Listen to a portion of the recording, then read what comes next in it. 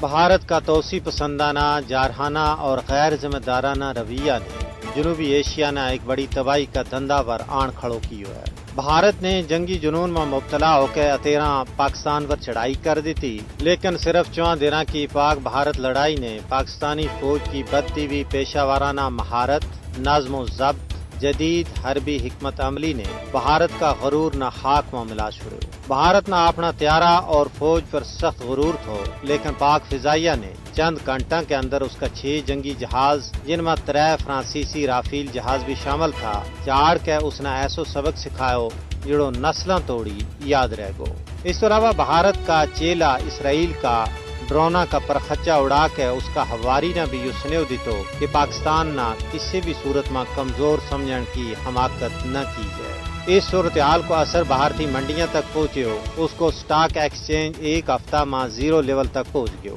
بھارت نہ اپنا آدم پور کا S-400 جدید الیکٹرانک وارفیئر میزائل سسٹم کو بڑو مان تھو، جس نہ پاکستان کا JF-17 تھنڈر طیارہ نے ملیا میٹ کر چھوڑو، جس نے ہندوستان کا دفاعی نظام کا کھوکھلا پن اور خریداری تے کارکردگی کے بچکار فرق نہ بے نقاب کر چھوڑو ہے۔ اس ساری صورتحال تو یہ ثابت ہوئے کہ پاکستانی فوج کی پیشہ ورانہ صلاحیت اور جنگی ساز و سامان کو کوئی مقابلہ نہیں کر سکتو۔ یہی وجہ ہے کہ بین الاقوامی ماہرین نے پاک فضائیہ کی پیشہ ورانہ مہارت کی تعریف کر کے بھارتی جھوٹی داستانہ نہ بے نقاب کر چھوڑے ہوئے ہے۔ حالانکہ پاکستان نے ہمیشہ افہام و تفہیم، جرگہ اور سفارتکاری کے نال مسائل نہ حل کرنے کی کوشش پر زور دیتو ہے، لیکن بھارت نے اس کو کدے بھی مثبت جواب نہیں دیتو۔ پاکستان کی آج بھی یہی کوشش ہے کہ کشمیر اور پانی سمیت سارا مسائل پرامن مذاکرات کے ذریعے حل کر کے جنوبی ایشیائی خطہ نہ امن کو گہوارو بنائے جائے، لیکن یہ بھارت کا حکمرانہ کی سوچ پر منحصر ہے کہ وہ امن چاہیں یا تباہی۔